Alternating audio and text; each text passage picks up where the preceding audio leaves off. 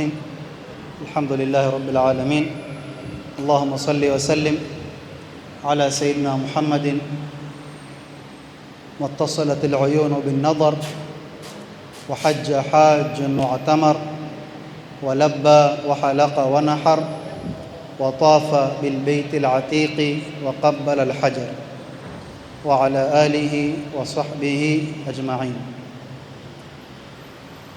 وتوفيق Allah subhanahu wa ta'ala, kama tulivyoagiziana na tulivyopanga katika programu yetu ya kila mwaka, kuwa tukiwasaidia wanaokwenda haji kujiandaa na ibada ya haji, vile vile tukiwatia himma wale ambao kwamba hawajawahi kuenda kutia nia ya kupata kwenda.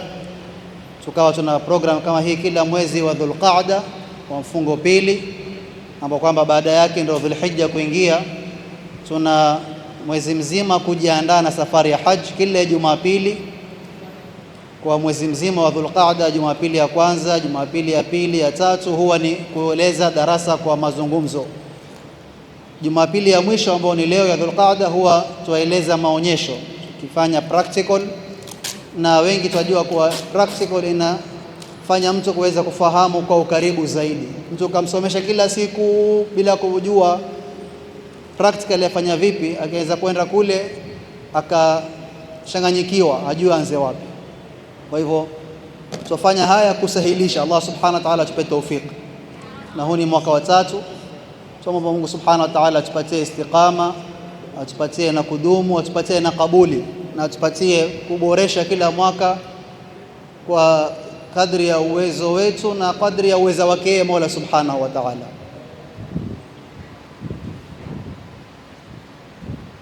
Naomba nisimame mahali pamoja nisizunguke. Hapa tuna al-Kaaba, kari tutaiona. Upande wa huko Kaaba kuna kama half circle, hii inaitwa Hijr Ismail. Hii hapa tumeweka, inafunika kitambara cheupe. Hii inaitwa Hijr Ismail. Asili yake hii ilikuwa ni, yani Kaaba ilikuwa ndefu mpaka kufika huku, lakini wakati wa Makuraishi kabla Mtume sallam kupawa utume, walifanya renovation. Kaaba ilikuwa imechoka, wakafanya renovation, ikawa zile pesa zao wanazojengea Kaaba ni za halali pekee yake, haramu walikuwa hawaweki katika kujenga Kaaba, japokuwa walikuwa na kamari, lakini walikuwa wakichunga haramu wasitie kwenye Kaaba. Zile pesa zao za halali zikaishia mpaka pale, hazikuweza kumaliza Kaaba yote.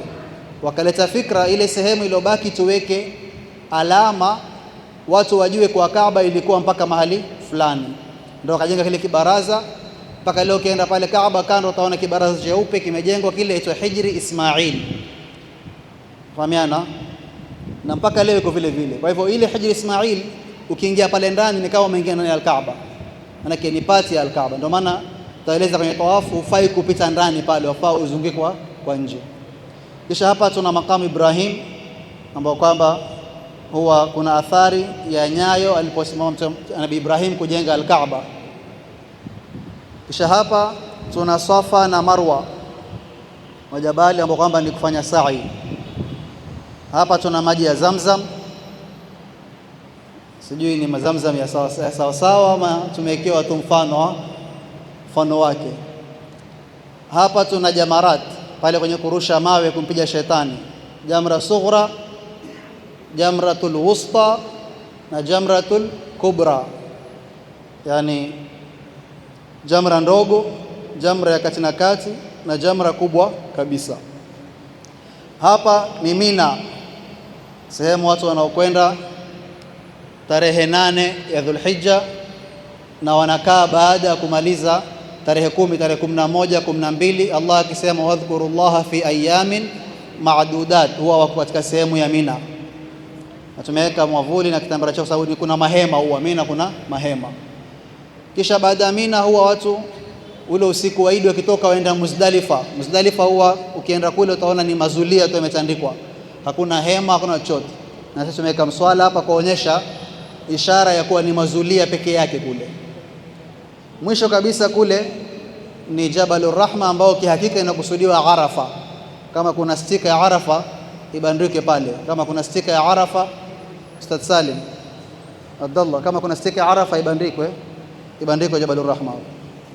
Tayeb, inshallah tutakuwa na mtu mmoja kama kawaida ambaye ni Said Uthman An-Nadhiri, atakuwa akifanya demonstration. Mimi naeleza, yeye afanya practical demonstration, na tutaomba kusimama ikiwa huna kazi ya kusimama, kwa sababu tutapinga wengine wanaoangalia, na wale pia wanao kazi ya kusimama waangalie wasimama wapi, wasizibe wanaoangalia.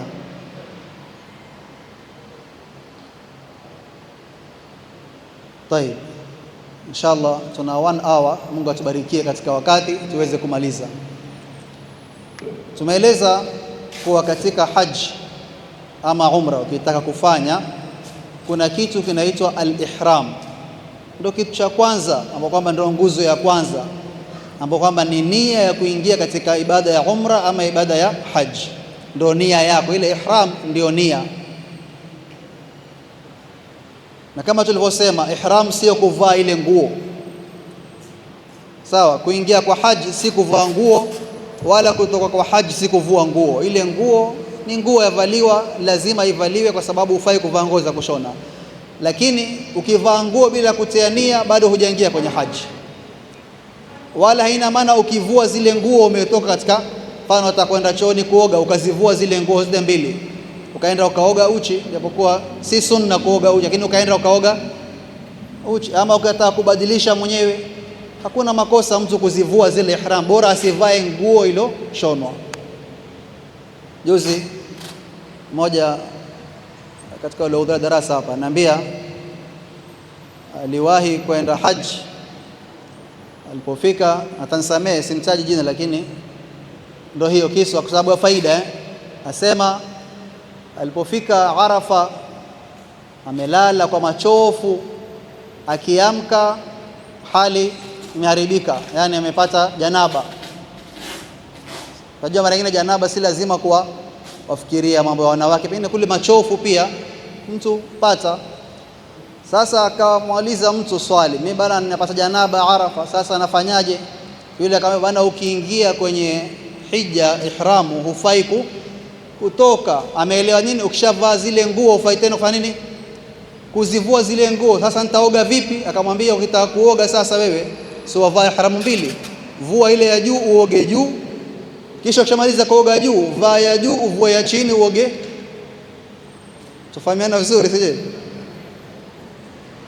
Yani kwa sababu wewe umeingia kwenye hija ama umra, umevaa ile ihramu, hufai tena kuvua, sawa? Kwa hivyo watakuoga, sio vua ya juu uoge, ya chini umevaa, kisha uvae ya juu uvue ya chini uoge, wewe bado ile ihramu umevaa.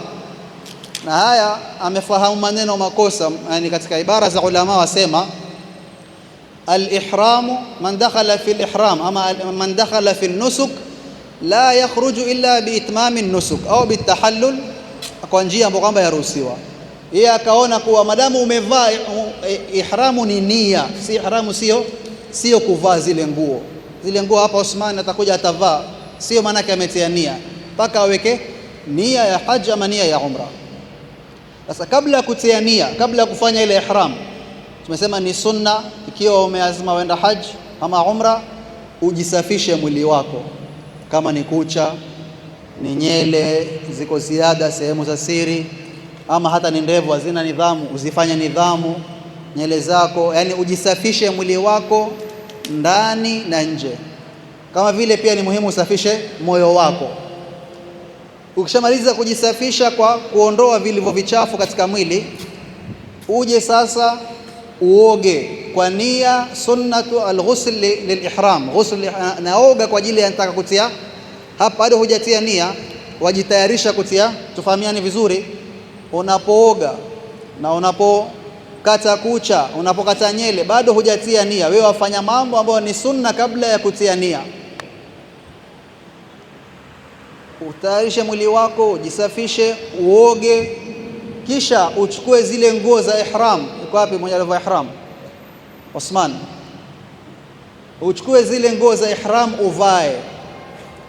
Ukishavaa bado hujatia nia, Sasa ukishavaa ni sunna uswali rakaa mbili, rakaatil ihram, bado hujatia nia. Fahamiane, rakaa mbili waswali kabla hujaweka nia.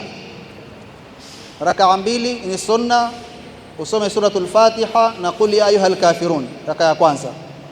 Rakaa ya pili suratul Fatiha na qul huwallahu ahad. Ukishamaliza umeswali rakaa mbili zile, na ukivaa ihramu uvae hivi usivae ukaacha bega wazi kabisa. Watu wengine wadhani ukianza tu tayari bega liko bega kuwa wazi wakati wafanya tawafu, ukishafika kwenye kufanya tawafu. Lakini unapoanza kuvaa kama hivi alivyovaa ndugu yetu Osman, uvae hivi kama kawaida, na uangalie namna ya kuvaa kwamba ya huku iwe fupi, ya huku iwe ndefu, ndio isiwe yenye na huku ikiwa fupi waweza kuitakin huku, waweza kuitia kwa ndani kwa sababu isiwe yatoka toka, lakini usishone wala usitie pini. Tufahamiana, waweza kutakin kwa ndani ukaificha vizuri, kisha ya pili ukaifinika kwa huku. Aswali rakaa mbili, ukimaliza kuswali rakaa mbili hasa ndio utaweka nia. Sasa nia utaweka vipi nia? Tumeeleza kuwa katika kufanya ibada ya umra na haji pamoja, katika kutekeleza haji nia ziko mara tatu. Ima uchague wataka kufanya ifrad, yani wataka kufanya haji peke yake mwanzo kisha ufanya umra peke yake, ama wataka kufanya haji na umra kwa pamoja, yani kwa 2 in 1 ambao ni qiran, ama wataka kufanya tamattu ambao ni kufanya umra kwanza kisha baada yake ukimaliza uende ufanye haji. Na zote zaruhusiwa na zote ni nzuri na zote ni tukufu. Ambayo ni nzuri zaidi ni ile ambayo kwamba itakuwa usahali kwako wewe, ambayo kwamba itakupatia khushu zaidi na umakinifu zaidi katika ibada yako. Mtume Muhammad sallallahu alaihi wasallam amefanya ipi? Mtume alipotoka Madina kwenda kufanya haji alitia nia ya ifrad, ametia nia ya haji kwanza, kisha alipofika njiani Jibril akaja akamwambia badilisha ufanye nia ya qiran. Kwa hivyo baadhi ya ulama wamesema ifrad ndio bora kwa sababu mtume alitia nia hiyo mwanzo. Wengine wakasema qiran ndio bora kwa sababu mtume japokuwa ametia nia ya ifrad lakini in real sense, yani practical alifanya gani? Qiran. Wengine wakasema tamattu ndio bora kwa sababu mtume alipofika Maka akasema law stadbartu min amri, leo naweza kujiregesha wakati nyuma, la kuntu mutamatti'an, ningetia nia ya gani? Ya tamattu. Kwa hivyo zote ni nzuri, zote ni nzuri. Wewe angalia usahali wako wewe. Sisi watu tunaotoka Kenya na wote ambao kwamba wanafika Maka mapema tarehe 1 Dhulhijja, tarehe 29 Dhulqaada, ikiwa utafika Maka mapema bora kwako kufanya tamattu.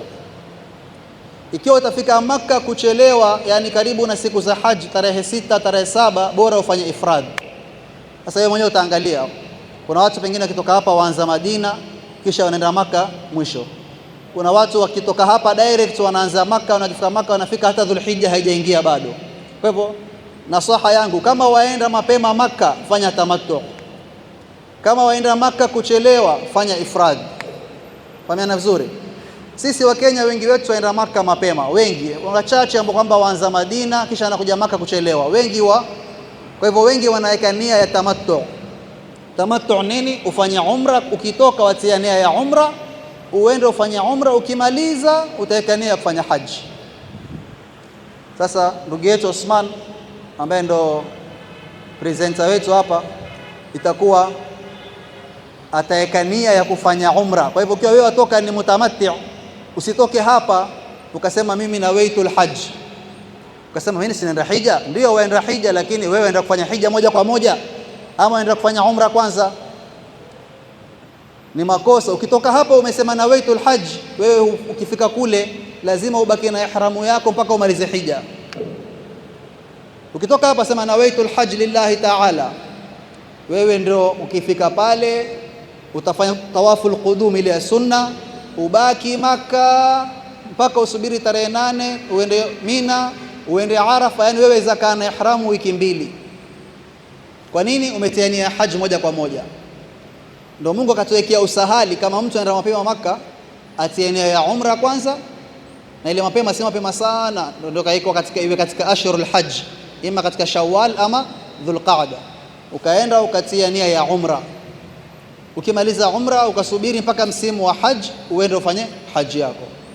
Kwa hivyo nia utaweka vipi? Utasema ushamaliza kuswali rakaa 2, ushavaa ihramu yako, umehakikisha huna vesti umbakisha, huna chupi umbakisha, huna chochote ambacho kwamba hakiruhusiwi kufanya wakati umetia nia, utasema nawaitul umrata wa ahramtu biha lillahi ta'ala. Ama utasema labbaik allahumma umra. Tusikizane vizuri hasa wanaokwenda. Utasema nini? Nawaitul umrata wa ahramtu biha lillahi ta'ala. Ama useme labbaik allahumma, na hii kusema ya kusaidia, muhimu ni katika moyo wako. Katika moyo ukusudia, ya Rabbi, mimi naenda kumetia nia kufanya umra. Na bora useme zote mbili, useme nawaitul umrata wa ahramtu biha lillahi ta'ala labbaik allahumma umra.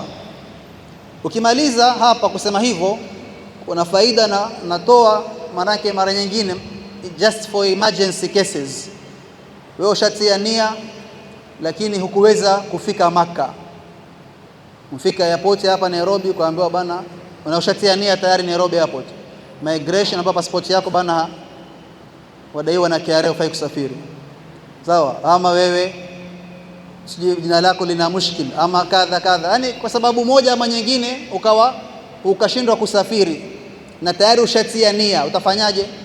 Hakuna namna isipokuwa uchinje na unyoe nyele ndio ujitoe katika umra. Sasa ili usichinje wakati ukipatikana dharura, mara nyingine pia inaweza kuwa umfika Jeddah airport ukaambiwa wewe ulikuwa na kesi hapo, ulifanya kazi hapo, una kesi, kwa hivyo hufai kuingia mpaka miaka fulani, ikabidi urudishwe wapi? From airport, na ushatia nia. Kwa hivyo ili kuepuka kule kuchinja, utasema nini wakati watia nia? Ukimaliza ile nawaitul umrata wa ahramtu biha lillahi ta'ala, useme hivi wa mahalli ama wa mahilli haithu habastani. Useme wa mahilli, yani sehemu nitakuwa halali ni ile sehemu nitakapofungika, yani pale nitakapokwama ndio nimekuwa halali. Amwekea Mungu kama sharti, yani mimi natia nia ya umra, lakini pale nitakapokwama na mimi nimekuwa halali. Ukitia nia hii, ukipatikana na mtihani wote ukuweza kumaliza ile umra kufika, wewe utakuwa ni kunyoa tu, huna haja ya kuchinja. Tufahamiana vizuri. Usiposema hii nia kwa kuongeza hiyo mahilli haithu habastani, ukipatikana na emergency kama hiyo itabidi unyoe na uchinje. Sasa ili kusave kutochinja, uweke hiyo clause, useme baada nawaitul umrata wa ahramtu biha lillahi ta'ala, useme kisha labbaik allahumma umra, kisha useme wa mahilli, si mahalli bil kasra, wa mahilli, yani sehemu nitakayokuwa halali kujitoa ni sehemu nitakapofungika, wa mahilli haithu habastani. Kisha pia uombe dua, Allahumma inni nawaitul umrata fa'inni alaiha, ya Rabbi, nimetia nia kufanya umra, basi nisahilishie kutekeleza umra kama hii. Tuko pamoja mpaka hapo? Mpaka sasa tumechagua tunataka kufanya tamattu, tuanza na umra, na namna ya kutia nia ya umra ni kusema nawaitul umrata wa ahramtu biha lillahi ta'ala labbaik allahumma umra wa mahilli haithu habastani Allahumma inni nawaitul umrata fa'inni alaiha. Hii ikiwa waona ni ndefu, baadaye utanifuata nitakuandikia, ama utapata pengine nitajaribu kuipost katika mitandao yetu, namna ya kutia nia kwa full utaweza kuipata inshallah taala.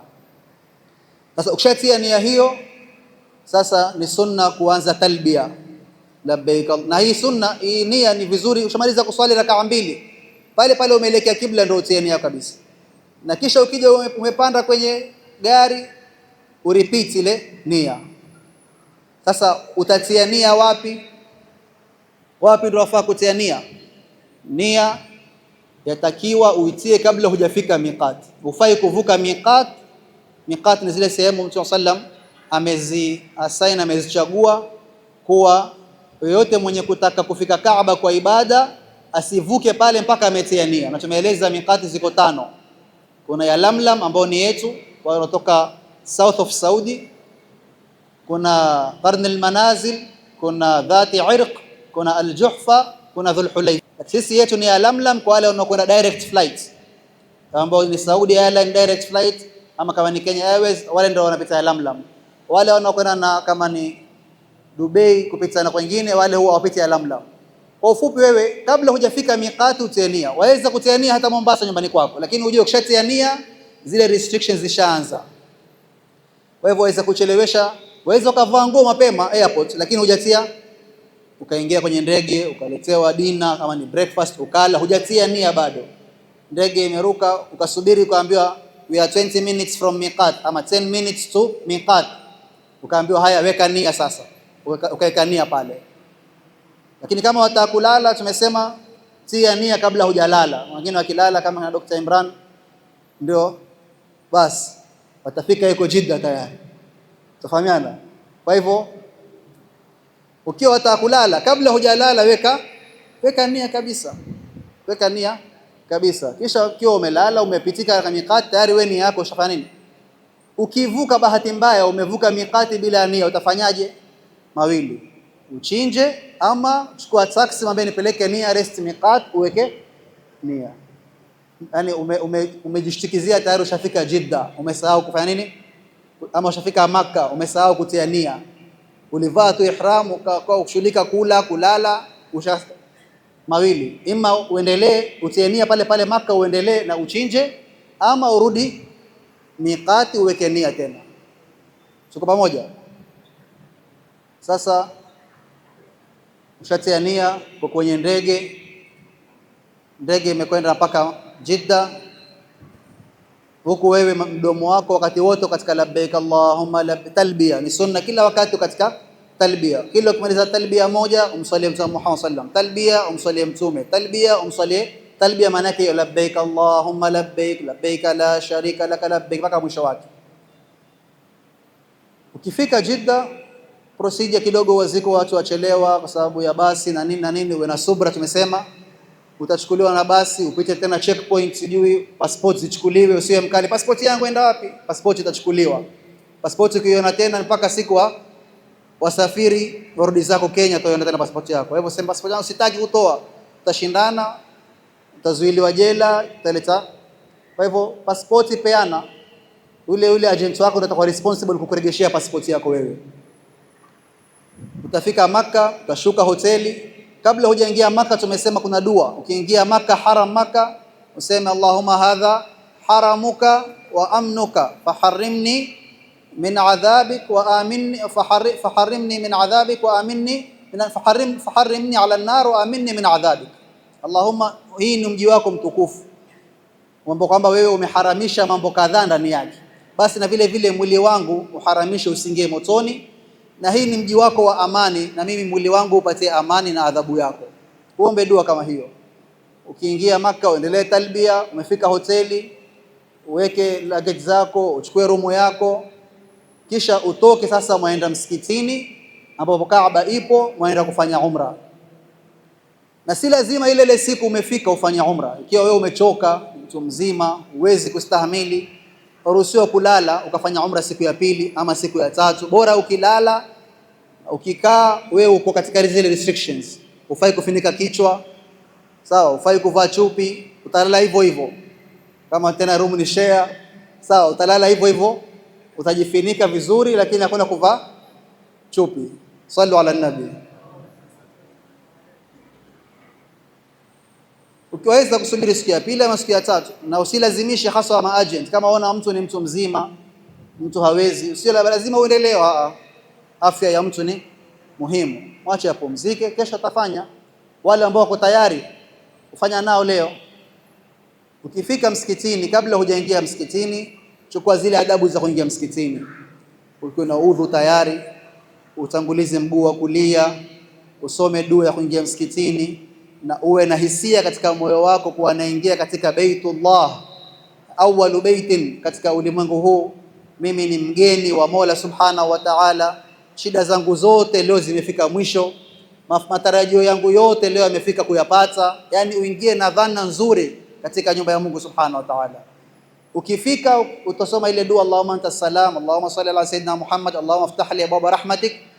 Utatafuta, ukishaingia ndani pengine usione Kaaba, mpaka uzunguke ushuke chini, tafuta ile, kuna katika kufanya tawaf kuna ile wanaita nini, al-base, yani al-mataf, ile ground floor, alafu kuna first floor, kuna sasa wewe shuka, ukiingia pale zaitwaje zile Muhammad, kushikisha accelerator, maana accelerator kila saa mjifundisha tangu Jumapili iliyopita, hiyo sasa utashuka nayo kama zile ambazo ziko hapa Naivas Mall kwingine, utashuka nayo ile.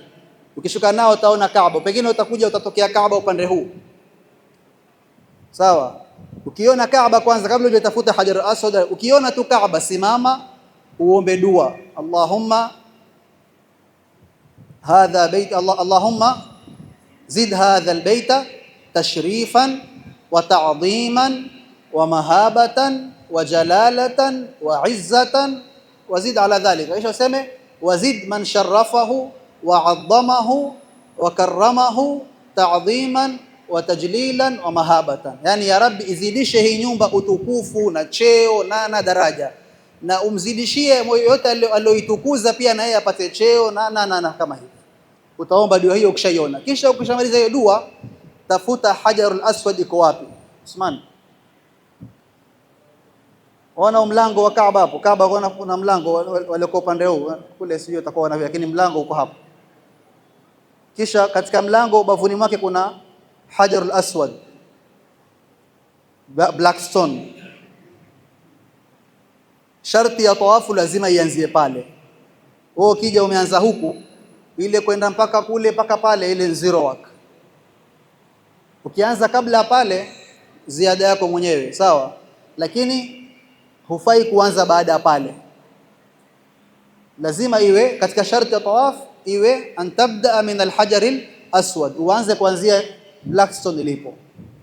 Ukifika pale utasimama, ni sunna, si lazima kusema nawaitu tawaf li ajli umra, lakini ile nia ya umra yatosha bila kutia nia tena hapa.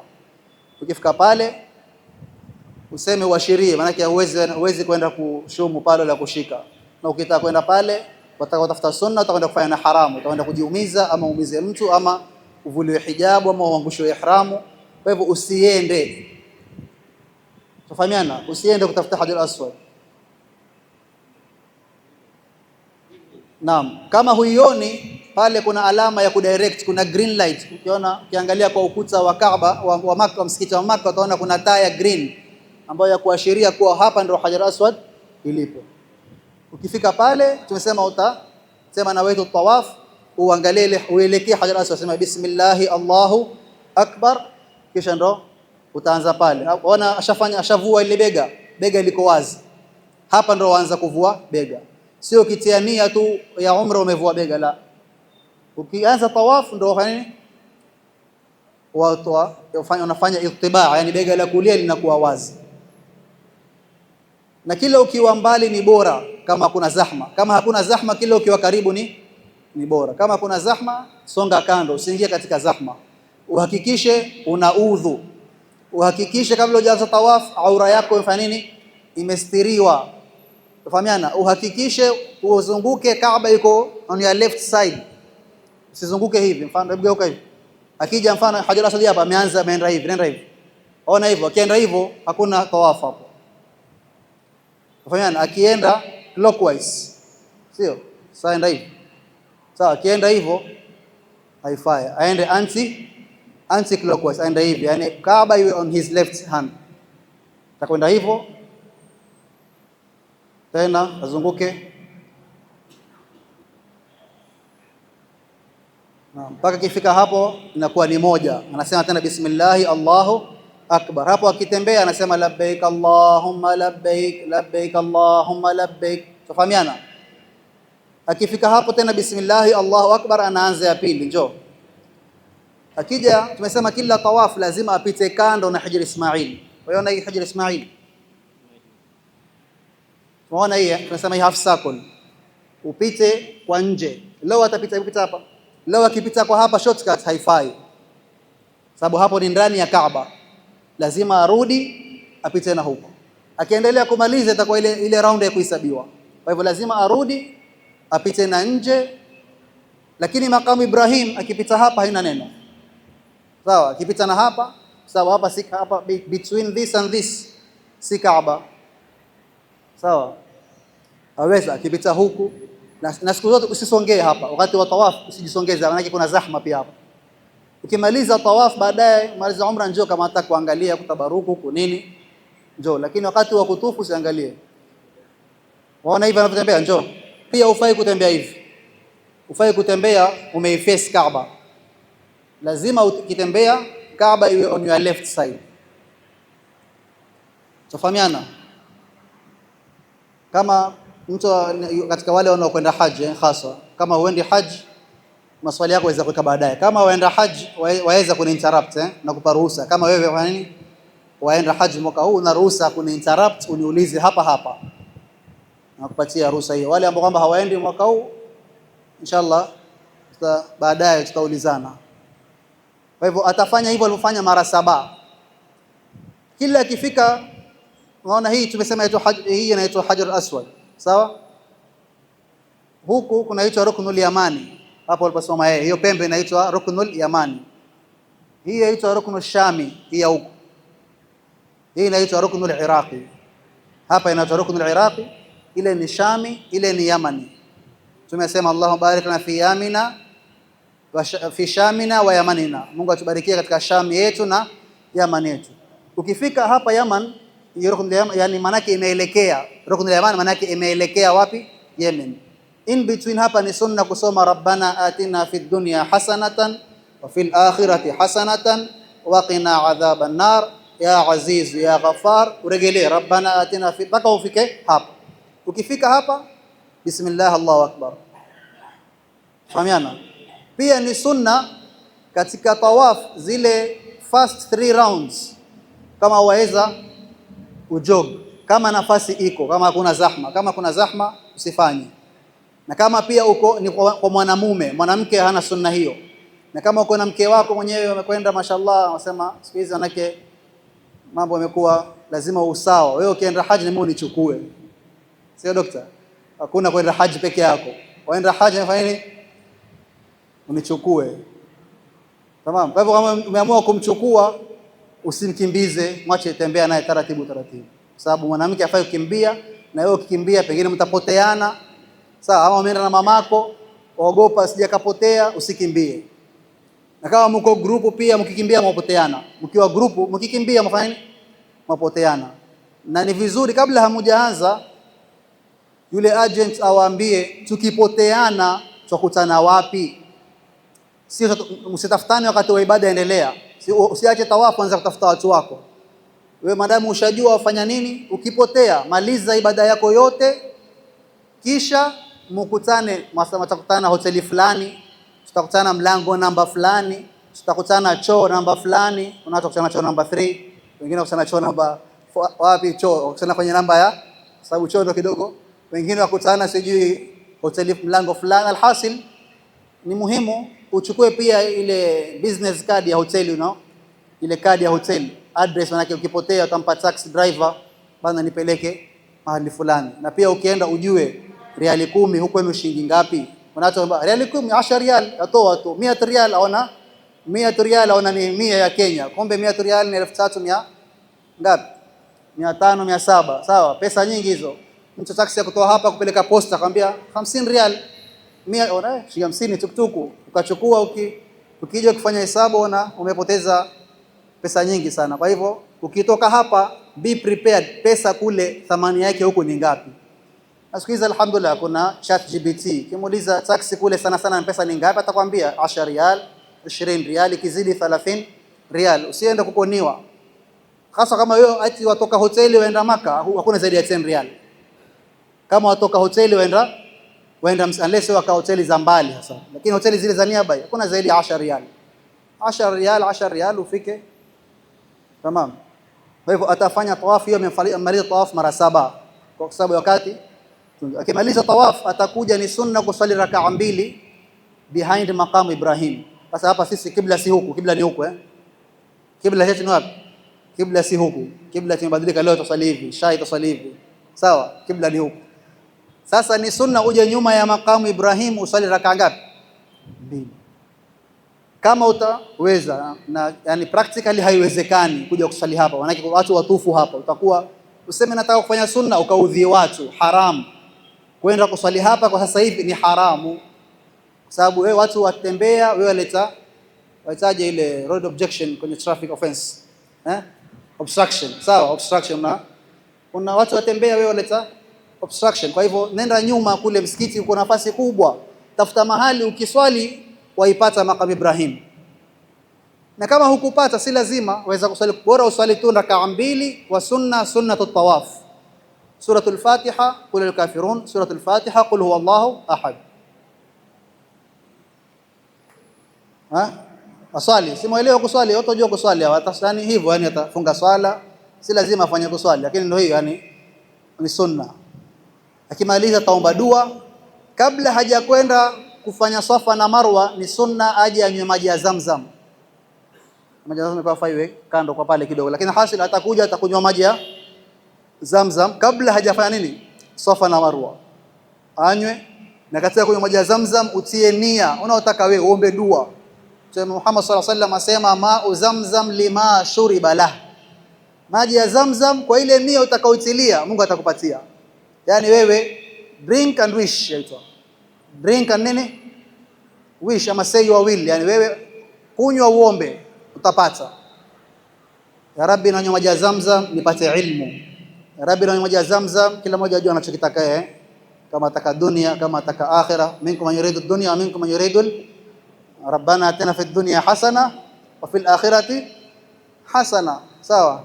Kwa hivyo omba, ya Rabbi, nataka mali, nataka elimu, nataka watoto, nataka taqwa, nataka ikhlasi, nataka sidqi, nataka kadha. Omba, unywe. Tena ni sunna maji ya Zamzam ukinywa umesimama, usikae. Maji mengine ukinywa sunna fanya nini? Maji ya Zamzam sunna ukinywa usimame.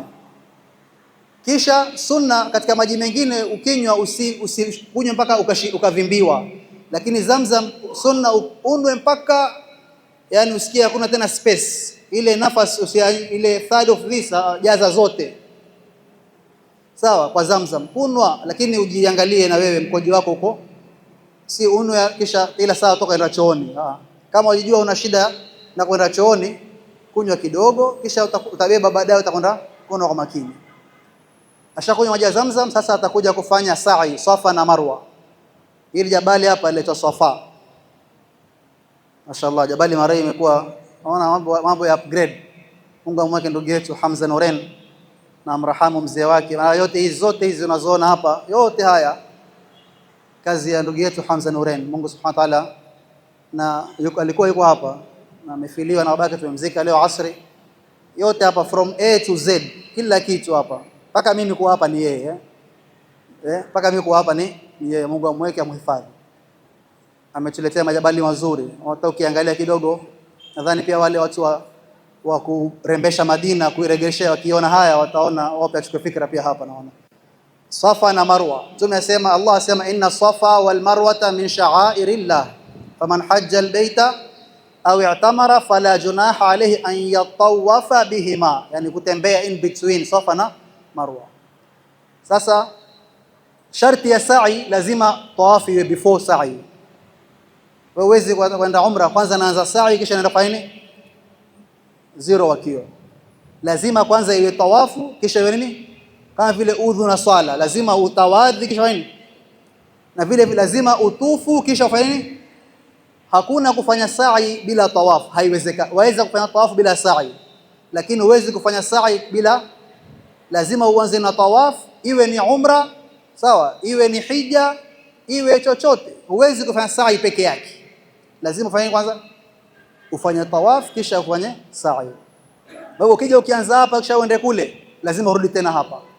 Na tumeeleza katika darasa lililopita, kuna mtu mimi nilimuona amekuja siku ile ya Eid, afika amangia Maka, sisi tumaliza tawafu, yeye waingia, ustad, hebu nionyeshe hajar aswad kwa wapi, nataka kuanza, na shamaliza Safa na Marwa, nataka kufanya tawafu. Mtu wetu wa Kenya maskini sema hema shachoka, na shamaliza Safa na Marwa, sasa nataka kufanya. Ametembea huyo kutoka Jamarati mpaka Maka, akafanya sa'i na Safa na Marwa, kisha ndio ataka kwenda kaambia hajar aswad ile pale, ukimaliza rudi huko ulipotoka. Kisha sasa unajua pia kuna watu ukiwaambia wewe wajifanya mjuaji, una watu wako, utamwambia amefanya kufanya, Allah ghafur rahim. Kwa hivyo atakuja akitoka huku msikitini. Sasa hii Safa na Marwa zamani ilikuwa iko nje ya msikiti wa Makka, sasa iko ndani pia. Utatembea, utatokea mahali, ukiingia hapa katikati itakuwa Safa iko on your right, Marwa iko on your left. Sana sana ile access wanaoweka wao, lakini hutotokea mwanzo wa Safa, utatokea katikati. Ukitokea katikati lazima upande juu ufike mpaka kidogo, kuna kama slant steep hivi, upande mpaka juu ya Safa, kisha utembee mpaka ufike Marwa. Njoo Usman, utasalimia, lakini nasema ile kwanza kule kutembea wafaa uje hivi mpaka hivyo ni 1, sawa. Utembee Marwa kurudi Safa, hiyo ni 2. Safa kuja Marwa 3, tena kwenda Safa 4. Hapa in between ukiwa umechoka utakunywa maji ya Zamzam au ziko utakunywa, si lazima kuwa ukifanya basi umefanya mpaka 7. Hiyo ngapi? 5. Haya, twende 6 urudi Safa. Safa kurudi Marwa mwisho kumaliza 7. Kwa hivyo kila ukienda ni 1, kila ukirudi ni ya pili, sio go return kwa ni 1. Ukienda ni 1, ukirudi ni ya pili, na lazima uanze na Safa kwa sababu Allah ameanza inna Safa. Ukianza na Marwa ile yote uliokuja mpaka kule ni 0 wako, utaanza tena kule, na ukianza katikati ni 0 wako. Lazima ni sunna pia katika sa'i kufanya vile vile alivyofanya ile bega liwe wazi, ikiwa ile sa'i imekuwa kabla yake nini tawaf, ufahamiana, utafanya hivyo. Sasa wakati waanza njoko, kabla hujaanza ni sunna uelekee Hajar Aswad, uelekee Kaaba, useme bismillah Allahu. Zamani ilikuwa watu wakiiona, siku hizi huioni, kuna majengo, kuna mablockage, lakini wewe utaelekea, utajua Kaaba iko pale, bismillah Allahu akbar, kisha utaanza. Na huku kutembea hakuna format ya kutembea wala hakuna route iliyowekwa. Sasa serikali kule imeweka route moja ya watu wa kwenda, route ya pili fanya nini, watu wa kurudi, na ile wameweka kwa sababu ya watu wasigongane kwa nidhamu. Lakini wewe ile njia ya kwenda ukarudi nayo pia yafaa, ile njia ya kurudi ukaenda nayo pia fanya nini, yafaa. Lakini ni vizuri ufuate nidhamu, sawa, ni vizuri fanya nini, fuata nidhamu iliyowekwa, fuata. Kuna barabara zimewekwa za watu wa wheelchair, kuna barabara za watu wa maskuta, sawa, magari, kila moja ameweka njia yake, fuata njia yako. In between kuna mahali kuna green lights ambapo ni sunna ukifika pale usprint kidogo, usikimbie kidogo kwa mwanamume. Tena kama pia una mke wako, una mamako, usifanye, kwa sababu usirisk kupoteza mama kwa ajili ya kufanya nini, utamaliza sunna kisha uanze kubabaika kutafuta mamangu kwenda wapi, utakuwa tihani. Na mama kushtuka ni haramu wewe kufanya ile utapata sawa, lakini mshtuko, mama ameshtuka, amebabaika, kalia, akapotea. Kwa hivyo kama una mtu mzima wako, kama utakimbia basi ukimbie kimpango, na huku wa observe mamako yuko wapi kama utaweza. Tamam. Tumesema katika tawaf ni lazima uwe na udhu. Udhu ukiharibika kwenye tawaf utakwenda utawadhi uje uendelee. Katika Safa na Marwa ni sunna kuwa na udhu. Udhu umeharibika hapa, ukitaka utakwenda utawadhi uje umalize, ukitaka utamaliza. Tufahamiana? Kule kwenye kutufu udhu ni lazima. Pepo umekutoka, umekwenda chooni, lazima stop uende utawadhi uje uendelee pale ulipoachia. Safa na Marwa udhu ni sunna. Tufahamiana vizuri? Naam. Pia uhakikishe unapofanya hivyo tawaf, yani huna najisi katika mwili wako. Tufahamiana, huna najisi katika mwili wako. Ukishamaliza sasa umetufu, umekuja Safa na Marwa, umemaliza saba, ile basi ashamaliza umra yake, bado kunyoa. Ni makasi kwa amalizia Marwa, amaliza akiwa Marwa, leta tumkate nyele. Kijembe atakuja kipara, tumpiga kipara hivyo. Sunna ni kunyoa kipara Sunna ni kipara kabisa. Wal muhalliqina, sawa. Allahumma arhamil muhalliqina. Ukitaka utapunguza, sawa, kama wafanya umra baadaye utanyoa mwisho, kama utanyoa kwanza kisha utanyoa tena, yote yafaa. Ukishapunguza nywele zake hazina haja, sawa, utafanya hivyo, lakini at least nywele kiasi kama ni inchi moja ama half inch punguza. Si lazima ziwe yani upande huko wala si lazima ziwe 3, au nywele moja watosha, sawa. Hata nywele moja fanya nini, la lazima ziwe at least nywele 3. Katika kutawadhi ndio nywele moja fanya nini yatosha. Katika kunyoa lazima at least 3 hairs ama hair, sawa, at least nywele tatu, sawa, punguza. Akishamaliza hivyo ashamaliza umra yake. Sasa atakwenda atoe ihramu yake, aoge, avae chupi, avae suruali, avae viatu vya kawaida, avae kila kitu. Kama ana mke wake amekwenda naye bwana harusi, fa idha halaltum fastadu, sawa, fa idha halaltum fastadu wala yajrimannakum shana'anu qaumin. Ukishakuwa halali winda, Allah asema, sawa, umeharamishiwa kuwinda wakati una ihram. Ukishamaliza ihramu umekuwa halali, hunt sasa. Kila mmoja ana chenye kuhunt kwake. Hapo pengine ni tarehe 2 Dhulhijja, atakwenda kwa mke wake, atakwenda mambo yake. Akitaka kurepeat umra atafanya tena, na akitaka atakayoenda Makkah msikitini kufanya ibada zake, itikafu, kusoma Qur'ani, huko akisubiri tarehe 8. Pia point to mention ni kwa wakati wa kutufu na tawaf na sa'i hakuna adhkari maalumu lazima usome, wala hakuna ibada. Wewe ibada yako ni kule kutembea.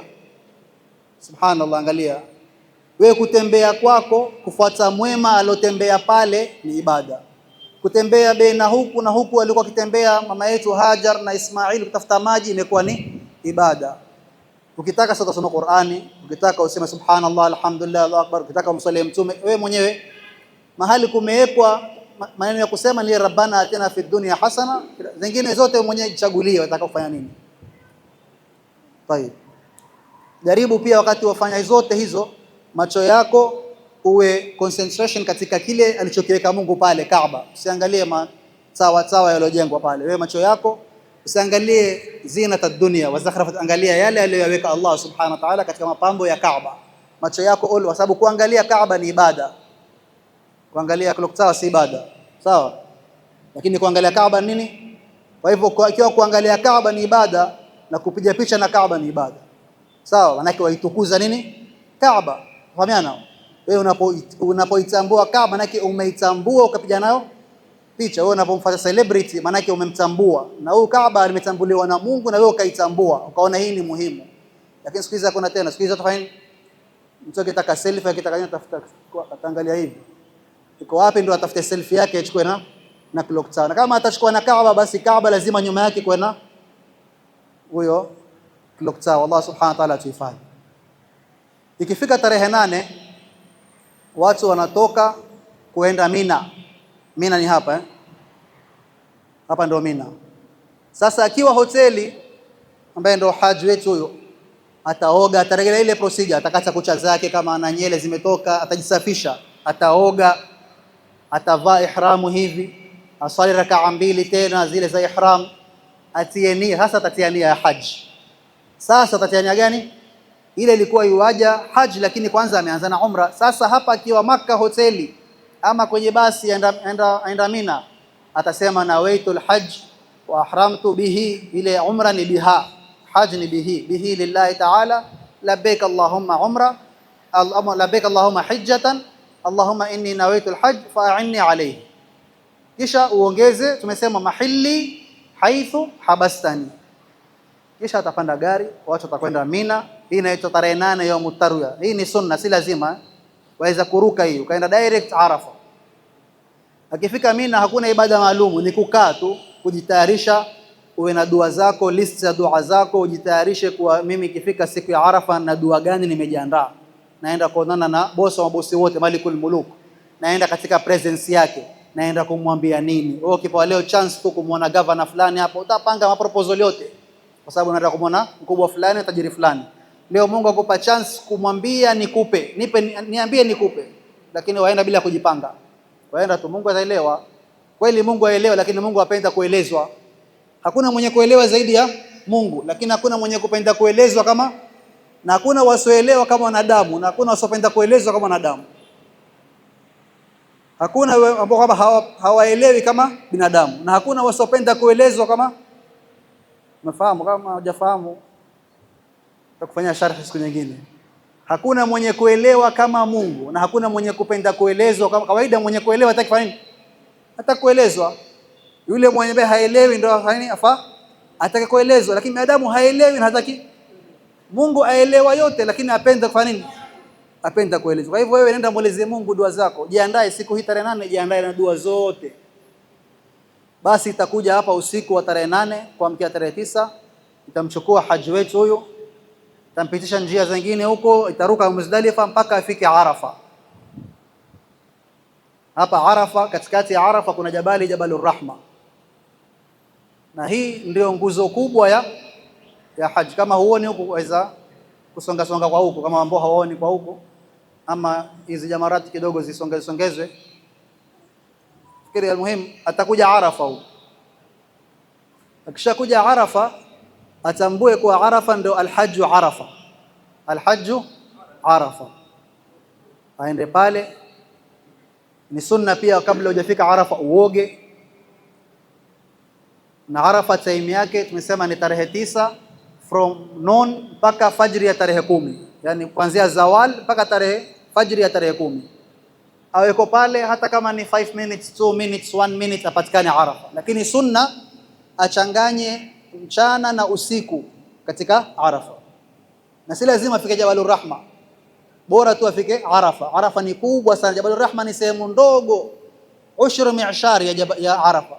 Haifiki hata 1/1000 ya Arafa. Arafa ni maybe 7-10 kilometers. Jabalur Rahma haifiki hata yani pengine 50 meters, ama ni ndogo sana. Na si lazima ufike pale wala uione hata usipoiona Jabalur Rahma Arafa yako imeswika. Kuna watu wana mpaka nione Jabalur Rahma ndo Arafa yangu si lazima kuna Jabalur Rahma. Wewe muhimu ni ufike Arafa. Shafika Arafa bas, alhajju Arafa. Wakasema almawqifu kulluhu Arafat. Ukifika pale, wala pia Arafa hakuna ibada maalumu ya swala maalumu wala Qur'ani maalumu, wala ni kuweko pale. Yote hii haji yote ni physical presence.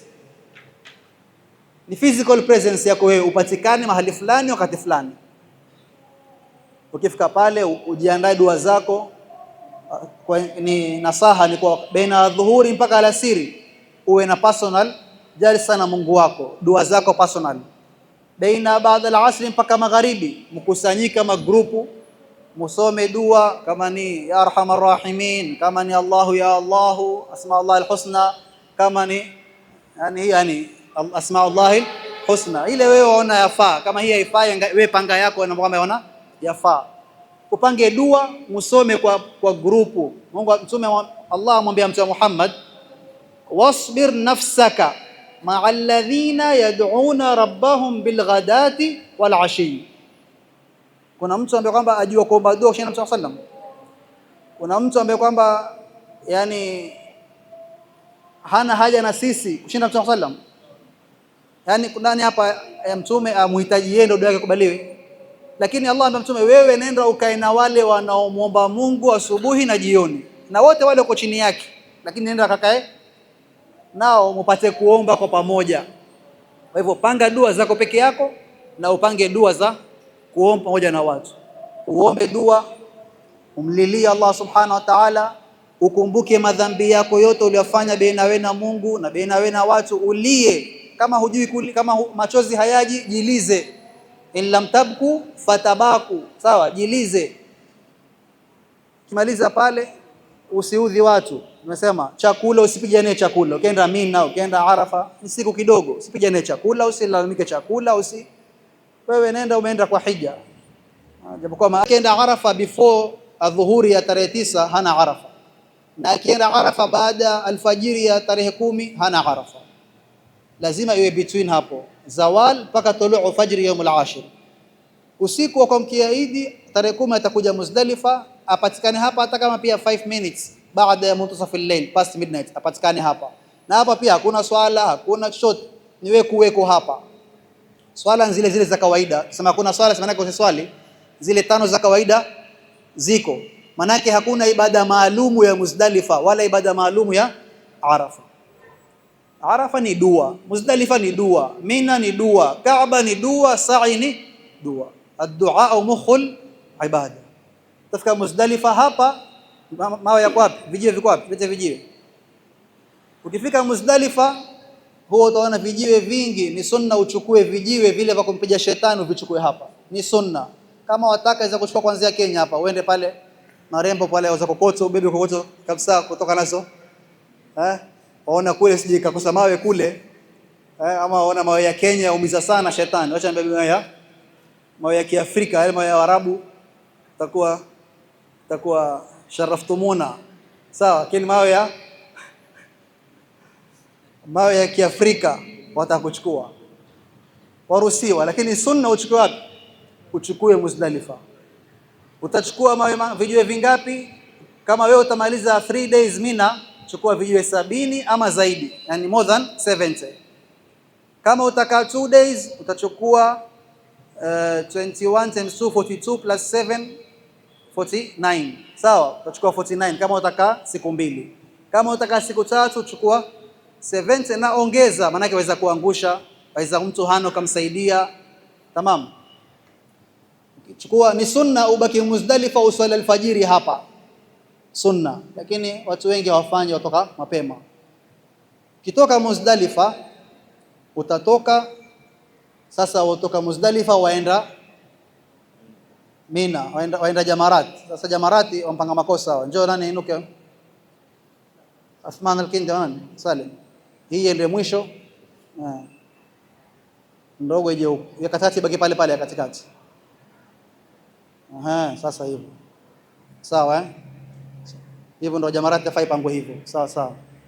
Ukitoka Muzdalifa, Jamarati ya kwanza inaanza ni sughra, utaiwacha. Utakuja utapata Jamratul Wusta, utaiwacha. Utakuja ile usiku wa kwanza utarusha vijiwe 7 hapa, mpige shetani hapa.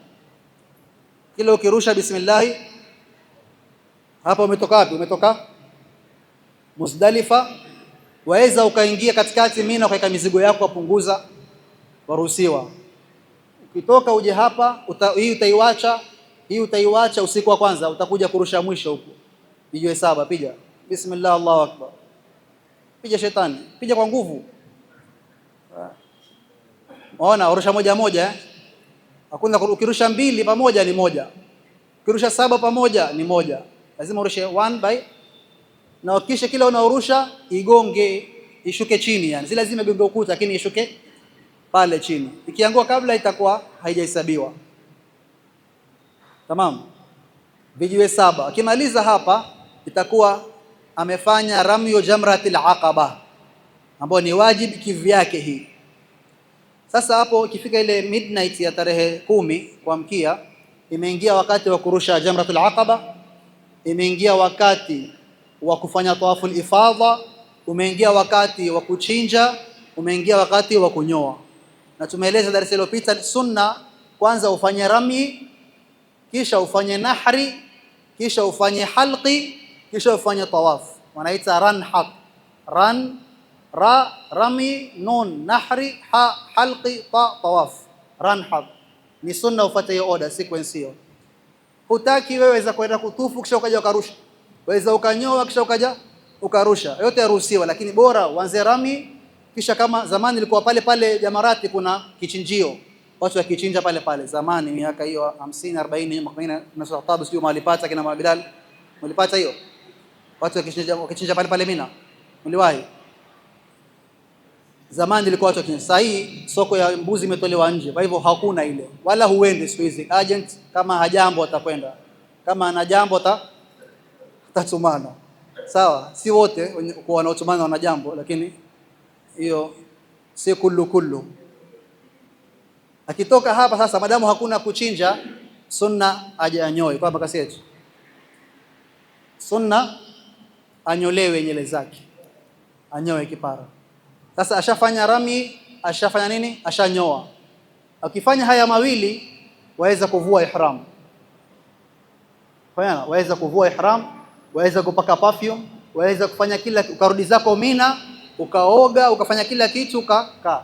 Kisha tawafu kaenda baadaye ukafanya na kanzu yako, na sa'i ukafanya na kanzu yako. Hata si lazima urudi Mina ile siku, madamu usharusha mawe, ushanyoa nywele, waweza kuchange ukaenda tawafu na kanzu, sa'i na kanzu. Ama kama wewe mtu wa t-shirt na suruali utakwenda paka Maka na t-shirt suruali pia na 3/4 hivyo hivyo, nenda tamam. Na hapa kama kuna watu wazima, nasema tena, kama kuna watu wazima ni vizuri wale maagent wagawanye watu mara mbili. Wale wazee adhuafa warudi zao Mina wapumzike. Wale barobaro jenzi waweza kumaliza, maana hapa ni kutembea hasa. Taxi hapa mtu mmoja riali 100, 200. Dola 100, nasikia? Dola 100 mtu mmoja. Watu wengi watembea, kutembea wewe kama 13 kilometers si nyingi Sawa? Kilomita 10, 13 Jamarati. Sawa, mpaka Maka msikitini Haram. Kifika pale pengine kama wewe hukuswali alfajiri Muzdalifa, utaswali hapa alfajiri. Ama utaswali Idi hapa. Alfajiri itakupata njiani uswali Idi, maana siku hiyo ni Idi Utafika hapo sasa ataanza tawaf. Ile dua ya kuingia msikitini, dua ya kuona Kaaba. Ukianza Hajar Aswad, bismillah Allahu akbar, atufu. Hii tawafu ni tawafu al-hajj ama tawafu al-ifadha. Atatufu mara 7. Atatufu mara ngapi? 7. Vile vile rabbana atina fid dunya hasana. Akimaliza 7 zake atakuja kuswali rakaa 2 makamu Ibrahim. Ile ya kwanza lazima uwe na udhu, lazima ustiri aura. Wanaume, angalia kitovu chako unapopoa ihram, kitovu kiwe kimefunikwa. Wanawake, hijabu, nyele ziwe zimestiriwa, miguu umevaa soksi, mikono iwe umevaa t-shirt ndani tight imekufika mpaka kwenye, ukinyosha bismillah Allahu akbar usionekane mkono wako, manake na aura itakuwa imeonekana. Vaa tight t-shirt ndani. Na wanawake hakuna kala fulani kuvaa, hata hii sunna white, si lazima vaa zako za bendera ya Kenya, waweza vaa sawa bendera unataka wewe, lakini sunna iwe. Na vile vile wanawake wakivaa nyeupe ni bora, lakini akivaa hijabu yake kawaida bora amestiri aura yake. Akimaliza tawaf, Safa na Marwa, sa'i vile vile 7. 1 2 3 4 5 6 7 atamaliza hapa. Akimaliza hapa ashanyoa tayari, hakuna tena kunyoa. Kama hajanyoa atanyoa. Watu wengi wanyoa baadaye, na si sunna. Sunna ni unyoe ukimaliza marati unyoe. Na siku hiyo kunyoa mpesa kunyolewa riali 100, riali 70. Kuna watu wafanya wakaenda kule wana vijembe vao na mashini zao wanyoa na watu. Sawa? Kwa hivyo wewe kama wajua fuko hauruhusu, sasa saidia wenzako khidma, wasaidie wenzako wanyoe. Uri uende urushe vijiwe Jamarati. Ushakuja Mina, njoo Mina. Mina ukikaa pale pia Allah asema wadhkurullaha, ni ayamu dhikri, si ayamul kalami. Sawa? Na dhikri Allah asema wadhkuru jam'a kwa pamoja. Mkae na Ustadh Khattab pale, msome Yasin, msome swala za Mtume, msome adhkari kwa pamoja, kama ni ratibul hadda, adhkari za jioni, adhkari za asubuhi, mfanye. Allah asema wadhkurullaha. Wewe unataka ufanye tumtaje nani? Siasa. Kuna wengine ndio kule wazua siasa akiwa Mina. Mungu asema wadhkurullaha. Ukimaliza hapo sasa asubuhi ya Mina ile siku ya tarehe 11 baada dhuhuri ndio uende urushe mawe kuanzia pale Jamratu Sughra, Wusta, tarusha 7. Waweza kutoka Mina mapema, bora urushe baada ya dhuhuri. Waweza kutoka saa 4, saa 5, bora kurusha. Wengine waenda waswali msikiti wa Masjidul Khaif karibu na Jamarat. Ona hapo, ile usiku wa kwanza aliacha hizo mbili, alikuja kurusha hapa direct. Ile tarehe 11 baada ya dhuhuri anakuja kwanza hapa 7 hapa. Sawa? 7 hapa. Si lazima ufikishe 7 mfano tu 7 kisha 7 kubra. Kwa mfano amefika kule akakumbuka huku amerusha 6 swali ashafika mwisho amekumbuka hapa amefanya ngapi? Bado. Kwa hivyo zote zile hazifai, lazima aje hapa amalize 1, 7 tena 7 tena. Tufahamiana? Manake lazima taratibu. Ni kama ukiswali raka 4 ukakumbuka raka 1 usikufanya. Kwa hivyo ikiwa hapa siku nimerusha less, nimefika mwisho, lazima nirudi hapa nimalize ile less yangu tena ni repeat. Ni kama ni kitawadhi, nimeosha kichwa nikasahau kuosha nini? Mkono, na nikamaliza sijaosha mkono. Utakwenda kuosha mkono uje uswali? Utaosha mkono, urudie kichwa, urudie na miguu. Sawa? Kwa hivyo ukiwa umeacha kichwa ama hii iko sawa, umesahau hapa. Kule ushamaliza 7 zake, hapa umerusha 5, utarudi hapa uongeze 2, fanye 7 tena pale. Tamam, maana taratibu ni lazima. Na mara nyingine kuna watu wazima wako Mina hawawezi kwenda kurusha, afya hairuhusu, wanamwambia bana Uthman na mimi nirushie, yaruhusiwa, lakini kwanza Uthman amalize yake, kisha ndo aje fanya nini, amrushie mamake ama dadake ama mtu mzima ale, kwamba hawezi kurusha hapa 7 yangu 7 ya mamangu, hakuna, ama 7 ya kurudi, weza kurudi kwa chini, warudi. Ukitoka nje, siku hizi jamarati ziko 4 level.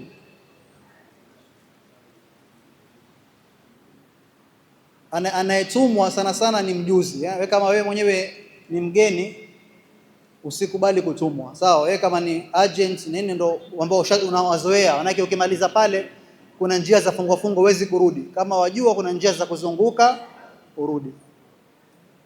Tamam. Akimaliza hii siku ya kwanza hivyo, siku ya pili tena baada dhuhuri hivyo hivyo, siku ya tatu, si lazima siku 3. Allah asema faman ta'ajjala fi yawmayn fala ithma alayhi wa man ta'akhkhara fala ithma alayhi liman ittaqa. Siku ya 3 amekuja amerusha hapa 7, akimaliza hapa ndo amaliza amali za haji zote. Lakini ile siku ya kuamkia Eid aliporusha 7 pale, akanyoa, akatufu tawaful ifadha, aweza kama na mke wake, idha halaltum fastadu. Lakini sunna asifanye, asubiri mpaka amalize siku 3 za jamarat, yani akae bado quarantine mpaka amalize haji yake. Lakini aruhusiwa madamu ashamaliza yale 3, amenyoa, amerusha jamratul aqaba, ametufu, aweza kama hata kama ameona ni'matallahi akataka kufunga nikaha, aweza kufunga nikaha kama ashamaliza yale 3. Nadhani kuna swali mpaka hapo tumemaliza vizuri. Naam, leo mtatupatia nafasi maratibu turuhusu nafasi, wakati kidogo tutachelewa. Naam.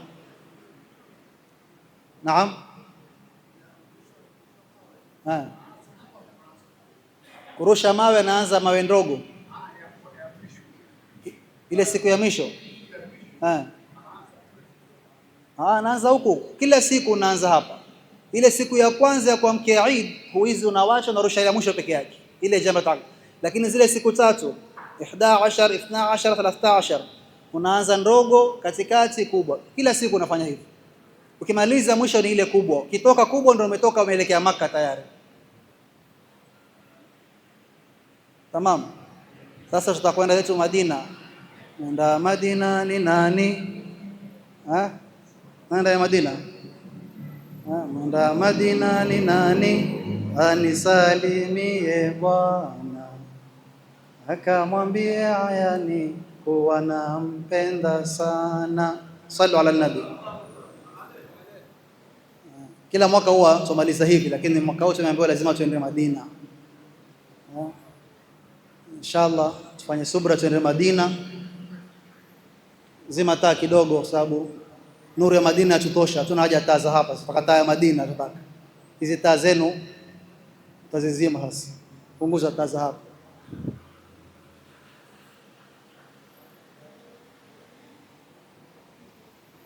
Zile kama kuna watu wengine wakishamaliza ile haji huwa wanakaa wiki moja tena Maka kabla ya kwenda Madina. Waruhusiwa kufanya umra tena, waweza kumfanya babako, mfanyie mamako, mfanyie ustadhi wako, ufanye tena na tena. Katika ukamilifu wa haji yako ni ufike Madina. Katika kabuli ya haji yako ni ufike Madina. Katika makosa makubwa kufanya ni wewe uende haji ama uende umra kisha useme mimi sina wakati wa kwenda Madina. Sina wakati wa nini? Una haraka, una deal ya kusubiri, una contract ya kusubiri, una kazi ya kusubiri. Ile kazi ukaona ni muhimu kushinda kufika Madina. Yule aliyokufundisha jamarati, aliyokufundisha Mina, aliyokufundisha Muzdalifa, ukaona wewe huna wakati na Mtume Muhammad sallallahu alaihi wasallam. Sawa hivyo? Ni kweli itakuwa? Wasemaje yule Hanuren? Si mwema, sio? Si mwema mwenye kwenda Maka asizuru Madina, si mwema, hujafanya wema. Mtume asema man hajja falam, tukaeni tafadhali tufanye subra, tukaeni tumalize tafadhali, dakika chache inshallah taala tutamaliza. Man hajja falam yazurni faqad jafani, atakayehiji afike mpaka Makka kisha asinizuru mimi, itakuwa yani amenitweza, amenikata, amenifanya mimi, ameniweka mbali. Almuhim, Madina ndio mji ambao kwamba Mtume Muhammad sallam aligura baada ya kukaa Makka miaka 13, aligura kwenda Madina, na mji uko ukiitwa Yathrib, kwa kugura kwake ukaitwa Taiba. Akaupenda mpaka akawaambia watu wa Madina, almahya mahyakum walmamatu mamatukum, kuishi naishi na nyinyi na kufa na nafa kwenu nyinyi. Allah atupatie semaje, kufa na kufariki na kuzikwa katika Madina. Mtume asema man istataa an yamut fil madina falyamut. Katika jina kama wal madinatu khairun lahum law ya'lamun. Kwa hivyo Madina, huu ndo msikiti hii ni Masjid Nabawi ambao kwamba Mtume sallam aliujenga Masjid Nabawi ya Madina. Kisha sababu kuna picha ya Quba karibu, picha ya Green Dome. Waona msikiti karibu hapa, hii ni Green Dome ambao ni Quba, inaitwa al-Qubbatul Khadra. Salatun min al-Maula wa nurun lana bada ala Qubbatil Khadra wa fiha Muhammad sallallahu alaihi wasallam. Hii Qubbatul Khadra chini yake pale ndipo alipozika Mtume Muhammad sallallahu alaihi wasallam.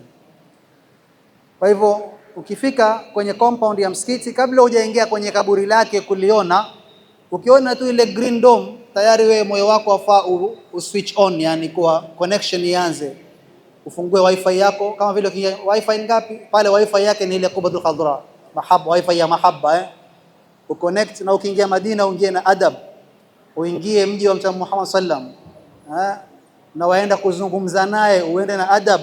Allah asema idha najaytumur rasula faqaddimu baina yaday najwakum sadaqa. Kabla hujaingia ndani ya msikiti wake, angalia wale cleaners, askari, nani, wapatie kitu kidogo, kisha utafute babu salam iko wapi. Babu salam iko hapo, na picha gani nyingine baada hapo? Hii pia ndio hiyo kwa karibu Qubbatul Khadra.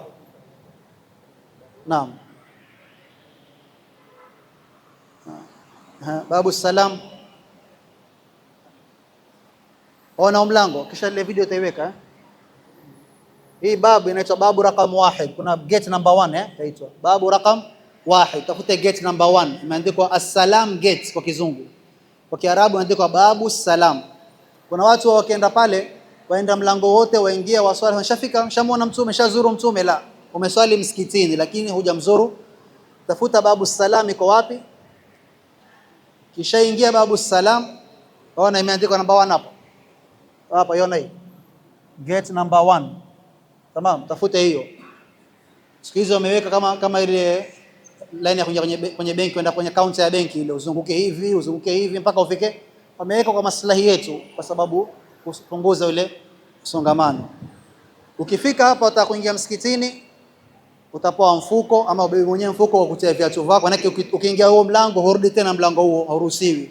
Sio kasha viatu nje ukasema nikitoka nitachukua viatu, ndio ushakwenda. Ukiingia viatu vyako umeshika kwa mfuko. Kama una begi utie kwenye begi, uingie na adab. Allahumma salli ala sayyidina Muhammad, Allahumma iftah li abwaaba rahmatik, Allahumma anta salam. Utaingia hasa wewe, utakuwa waenda hivi, this side ndio kuna watu wanaposwali. Hapa ni passway ya watu. Next picture. Hapa kuna mimbar ya Mtume Muhammad sallallahu alaihi wasallam. Mimbar iko hapa, ona hii gold hapa, hii ndio mimbar. Mimbar iko hapo, kisha mwisho kule kuna nyumba ya Mtume sallallahu alaihi wasallam amezikwa. Baina mimbar ya Mtume na nyumba yake, ile sehemu inaitwa Rawda min Riyadil, ma baina qabri wa mimbari Rawdatu min Riyadil, ni garden katika garden za peponi. Lakini hutoingia, huwezi kuingia kwa hapa, utatembea tena mpaka ufike katika sehemu aliozikwa yeye sallam. Next picture, next. Ukifika hapa kuna chuma 3, 1 2 3, ambazo moja imeandikwa kule ma kana Muhammadin aba ahadun juu yake min rijali. Ya pili imeandikwa ya ayyuhalladhina amanu la tarfa'u aswatakum fawqa sawti an-nabiy. Kwa hiyo na aya huko mwisho imeandikwa innal ladhina yaghudduna aswatahum 'inda rasulillah. Sasa hizi zote ni expansion ya nyumba ya Mtume sallam, lakini exact eka yote ile eka picha yote hapa. Huku ukifika bado hujafika kwenye kaburi la Mtume. Hii ya katikati, ona kuna ya kwanza, kuna na ya mwisho. Hii ya katikati ukifika hapa, ukisimama hii ya kwanza ndio umeelekea kabisa Mtume sallam alipozikwa. Utaona pale kama unajua kusoma Kiarabu imeandikwa huna assalamu ala rasulillah. Kuna wengine maskini waja hii ya kwanza wasalimia. Kwa nia Mungu atakupatia, lakini hujakabiliana na Mtume bado. Kukabiliana na Mtume ni pale unapofika hapa katikati. Usalimie sallam, useme assalamu. Songeza karibu. Hii ni kaburi kwa ndani. Hii picha. Ona hii picha. Hii picha ni kwa ndani. Hapa kuna kaburi la Mtume sallam. Kwa makaburi matatu sio? 1 2 wake wapita na huku wewe. Sawa, ukipita wapita na huku. Hapa imeelekea kibla. Huyu wa kwanza ni Mtume sallam. Hapa Saidna Abubakar, hapa Saidna Umar. Ona heshima wamewekwa nyuma. Manake wote imamu ni mmoja kila mahali. Sio mwana Bilal. Imamu ni imamu wawili. Wako imamu wawili. Imamu ni mmoja. Sawa. Hapa ni Mtume sallam, Saidna Abubakar, Saidna Umar. Sasa ukiwa mpita na huku utaanza rudisha ile picha nyuma. Hapa. Ukifika hapa utasema as-salatu was-salamu alayka ya Rasulullah, as-salatu was-salamu alayka ya Habiballah, as-salatu was-salamu alayka ya Sayyid al-Mursalin. As much as you can. As-salatu was-salamu alayka ya Taha, as-salatu was-salamu alayka ya Yasin, as-salatu was-salamu alayka ya Ahmad, ya Mustafa, ya Mukhtar, ya Mujtaba, zote si Mukhtar huyu, yani yeye mwenye Mtume ni Mukhtar. Kwa hivyo umsalimie Mtume kisha umwambie ashhadu an la ilaha illa Allah wa ashhadu annaka rasulullah, kisha umwambie jazakallahu anna khairal jaza, kisha yani utake istighfari ya Rasulullah, niombee msamaha kwa Mungu. Asema wala annahum idhalamu anfusahum ja'uka fastaghfirullah wastaghfir lahumur rasul wa tawaban. Kwa sema ya sayyidi ya Rasulullah ya man lahu aljahu innal musiiina qad ja'uka bidhanbi yastaghfiruna. Usimame kadri uwezo wako. Askari kusukuma toka, rudi tena, hukatazwi. Sawa, toka, rudi tena. Na sana utatolewa haraka kama umesonga karibu. Lakini ukiwa wapita kando kwa nyuma kwa ukuta, sawa, utakuwa wewe wapata makini, waomba, wasalimia. Ukisongea step moja, Saidina Abubakar umsalimia, assalamu alayka ya khalifata rasulillah, as-salatu wassalamu alayka ya siddiqa rasulillah, as-salatu wassalamu alayka ya awwal khalifati, umsalimie. Sawa, kisha umsalimie Saidina Umar bin Khattab radhiyallahu anhu. Kuna watu subhanallah washangaa, mtu azungumza asema akafika Madina, Umar akasema, Umar nani huyo? Akafika Abubakar akasema, Abubakar wallahi yeye akimtaja baba, akimtaja bosi wake azama bosi amesema, ama akizungumza bosi, akizungumza mheshimiwa bana anasema hivi, usikia hiyo. Lakini waacha kwenye swala, pengine kwenye swala akisema Saidina Muhammad ataona, lakini wazungumza maneno ya kawaida, kisha Muhammad ama Abubakar akasema, ama Umar akasema, Uthman akasema. Lakini ukizungumza bosi wako, manager wako, sijui nani wako, amiri wako, utazungumza. Katika maajabu pia kule Madina kuna barabara nilipita, imeandikwa kibao huku na kibao huku. Kibao chao kimeandikwa tariqu, ilikuwa ni shari ama tariq moja ile kubwa main road, imeandikwa shari'u amiri sijui twaje al-malik fulan, shari'u al-malik fulan. Ya pili kaandikwa tariqul Hussein bin Ali ama al-Hasan bin Ali, tariqul al-Hasan bila Sayyidina Hasan, bila sibti Rasulillah, yani hakuna title before inawekwa. Kwa nini? Kwa sahihi si sunna. Lakini amiri na malik kusema his excellency, mheshimiwa bana, wewe ukisema umesema, hiyo haina neno. Kwa hivyo tuwe na adab katika adab ya mtu mheshimiwa katika dini, umpe title yake. Wewe mwalimu wako utamuita Sheikhul Islam, anasema Sheikhul Islam ibn fulan anasema. Lakini Saidina Umar siku nyingine tutapambana kuzungumza hayo inshallah taala. Ukishamaliza hapa,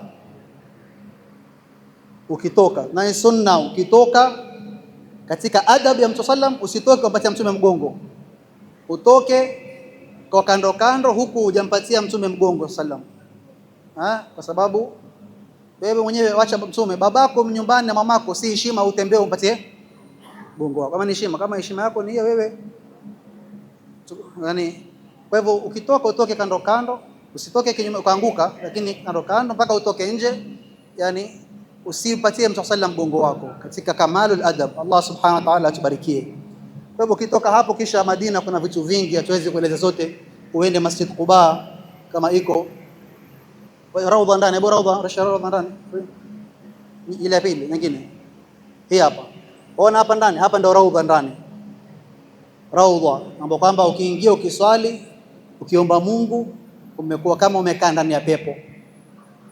Na siku hizi kuingia lazima booking, na kule kuna pillars, kuna pila ambazo hivi na kuna pillars ambazo ni red ndani. Pale kwenye zile za red ndio raudha yenyewe ya asili, ile nyingine ni extension ya raudha. Alhasil, mambo ni mingi. Ingia Nusuk, ingia Google, ingia YouTube, utasoma mingi. Ukifika pale ufanye booking yako ya kuingia, kisha uende Masjid Quba, kaujenga ukawa mwema, sawa. La masjidun usisa ala taqwa, uende usali rak'a mbili. Utasema anayeswali rak'a mbili akitoka na udhu nyumbani, akiswali pale ni kama ana thawabu za umra kamili tama. Mtume kila Jumamosi akienda walking kutoka Masjid Nabawi mpaka Masjid Quba, na siku hizi kuna imetengezwa ile pathway ya Mtume sallam, nenda utembee. Utaka kutembea, kuna zile scooter hizo za mguu mmoja hizo, walipia tena, walipa na kadi yako, si lazima utafute mtu akulipa, mambo advance. Utalipa utembee mpaka kule. Hata tawafu, ukitaka kujisikia una pesa zako, tawafu walipa na scooter, tawafu haraka sa'i rali ngapi? Rali 200 kufanya tawafu na sa'i mara moja. Ukitoka Masjid Quba uende, kuna Baqi, kuna makaburi ya Baqi yamezikwa masahaba, kuna hapa Baqi hapa wamezikwa masahaba zaidi ya 10,000. Uingie ukazuru, ukasalimia masahaba sallallahu. Hao ndio walifanya kazi sisi tukafika hali kama hii.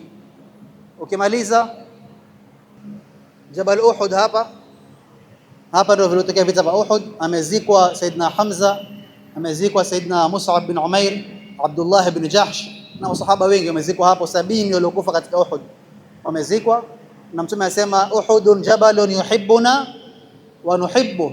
Mtume asema Uhudun jabalun min jibalil janna. Tamam. Kwa hivyo ufike pale uangalie watu. Mtume hapa alipasuliwa meno, alipasuliwa uso sallam, damu yake kamwagika, nenda. Lakini wasema bana, hakuna dini imesema kwenda hivyo. Lakini utakwenda wapi? Sharaf tumona, uende utafute milkshake, utafute cappuccino, utafute vitu vingine, utafute magari, sijui magari gani yale watapanda, ya zile gari za rali 30 kupanda kufika mpaka juu,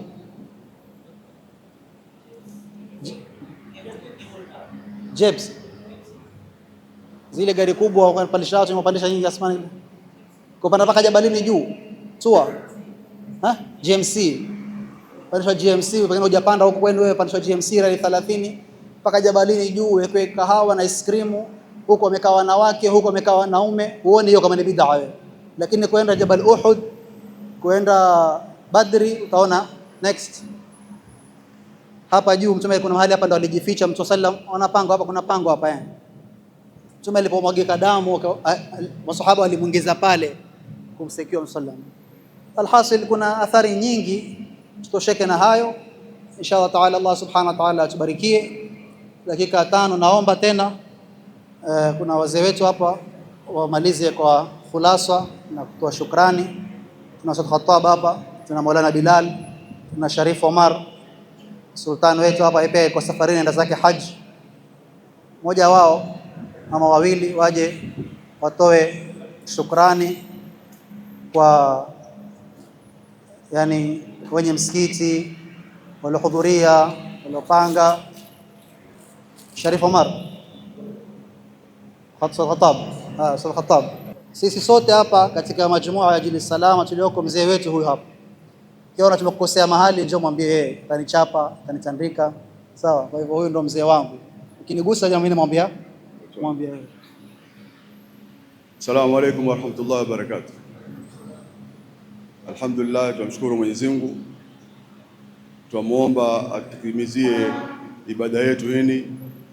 Naona sura za mahujaji wale ni wajuao, mashallah, wale ambao wataenda na grupu yetu, tumeona wengi hapa wamekuja, tumewalika. Alhamdulillah, shukrani sana. Nafikiri mmefaidika sana, na wale ambao hawajaenda au hawatokwenda waweze kufanya amali zao hapa. Kwa hivyo Imam Mukhtari, nafikiri Jumapili ijao utawaelezea haji yao hapa, ile kuna haji ya kufanya hapa Mombasa. Ikiwa mtu kuisikia haji ya Mombasa, basi Jumapili aje aisikie, utapata amali kama wale wendao kule. Kila kitu ni nia. Kwa hivyo tuombe Mwenyezi Mungu atulie kabuli inshallah taala, wale wanaokwenda atupe salama, tuende salama, turudi salama. Na tuwashukuru vijana wa Jilu Salama waliosimama kwa kitu kama hiki ambacho kwamba wamefanisha sehemu kama hii, msikiti kama hunu, na mtoto wetu Hamza ambaye kwamba juhudi kubwa sana alioifanya juu ya msiba aliopata wa mzee wake. Lakini manake leo ilikuwa nilimwambia Muhammad Mukhtar tuakhirishe fanye kesho, akanambia sawa, tutaakhirisha. Aliposikia yeye akamwambia la, isiakhirishwe, iendelee hivyo hivyo, kwa sababu kufikiriwa yeye amechoka. Na yeye Muhammad Mukhtari hajalala mpaka sasa, kuanzia jana saa 4 usiku walikuwa na yeye, walikuwa na maiti, wakakesha mpaka asubuhi, mpaka leo, mpaka saa hizi. Ilikuwa haki yao wapumzike, lakini kwa sababu ni jambo la kheri na vile wameambia watu, wameona afadhali walitimize, na alhamdulillah limetimia. Tuwaombea Mwenyezi Mungu awazidishie hima, tuombea Mwenyezi Mungu awape umri na nguvu na taa, waweze kufanya khairati kama hizi, na vijana wote ambao kwamba wenye nia mzuri, Mwenyezi Mungu awatie taufiki inshallah taala. Hii ni juhudi kubwa sana ambayo kwamba imefanywa. Tunashukuru sana. Sisi tuwashukuru wale waliofanya, hatuwashukuru kwamba nyinyi mtu, yani hatuwashukuru kwamba sisi kuja kuangalia. Tuwashukuru nyinyi kutufanyia hizi na tukafaidika kwa jambo kama hili, alhamdulillah. Na wale waliohudhuria, Mwenyezi Mungu awajaze kheri. Nyote mlokuja inshallah taala, Mwenyezi Mungu awafikie.